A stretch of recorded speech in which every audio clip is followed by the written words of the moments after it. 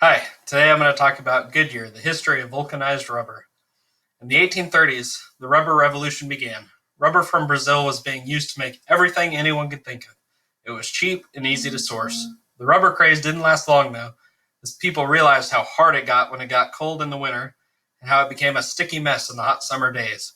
This realization led to the failure of a lot of rubber manufacturers across America. Charles Goodyear, who was recently unemployed from his father's failed hardware store, was looking for a new opportunity. Recently, after losing his job, Goodyear was found himself jailed for his debts owed. While he was in jail, Goodyear had his wife bring slabs of rubber and a rolling pin so he could work the rubber. After being released from jail, he tested a theory of mixing magnesia powder with the rubber to make it less sappy when warm.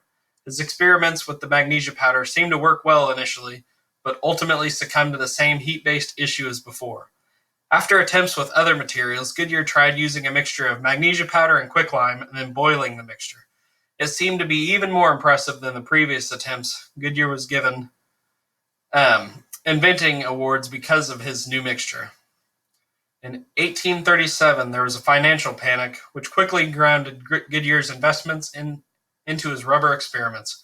His family was forced to live in an abandoned rubber plant, and they could only afford to eat what fish Goodyear could catch out of the nearby harbor.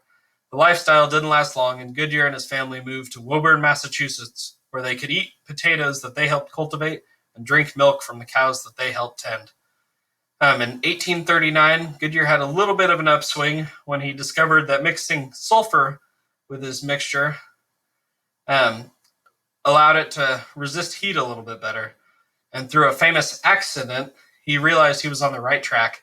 The accident that Goodyear experienced was when he was showing off his new mixture, and he flung a piece of rubber across the room onto a skillet and noticed that instead of melting, it hardened like leather. In 1839, Goodyear suffered a very gloomy winter. He ran out of food and money, so he had to start selling his belongings. He even created dishware and utensils out of rubber, but the lack of food soon followed. Goodyear would lie in bed at night, worried that he would die with his knowledge of rubber. Throughout the 1830s, and especially this winter, Goodyear and his wife lost 6 of their 12 children in infancy. Following that winter, Goodyear had finally cracked the formula.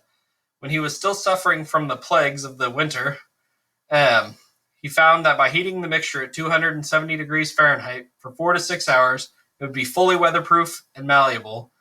Goodyear had moved his family to Naugatuck, Connecticut, where he began making anything he could think of out of his new rubber, including designs for bags, musical instruments, wheelbarrow tires, and other stuff. After his discovery of the rubber-making process, and Goodyear became famous for this process, other rubber manufacturers started copying Goodyear's formula, for which his patents were not very strong. It was through the process of defending his patents did the term vulcanization come from, named after Vulcan, the Roman god of fire. After losing most of his money through failed patents and patent protection, Goodyear was sentenced to more time in debtor's prison. Charles Goodyear died in 1860 at 59 years old. At the time of his death, Goodyear was over $200,000 in debt. From the Goodyear corporate website, Goodyear's famous quote is, "Life should not be estimated exclusively by the standard of dollars and cents. I am not disposed to complain that I have planted and others have gathered the fruits. A man has cause for regret only when he sows and no one reaps." Following Goodyear's death, his wife and children were finally receiving enough money through Goodyear's royalties to be financially secure, and one of his sons made a fortune in the shoe manufacturing industry from his knowledge gained through his father. Although he is not associated with the company, Charles Goodyear was the inspiration for the Goodyear Tire and Rubber Corporation that was established in 1989.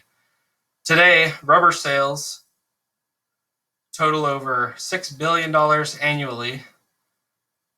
And the street on which Goodyear's shop was located in Naugatuck, Connecticut, has been renamed Rubber Avenue in Goodyear's honor. Another rubber manufacturer based in Naugatuck during Goodyear's time was Uniroyal, who became famous for making the shoe brand Keds, among other rubber inventions.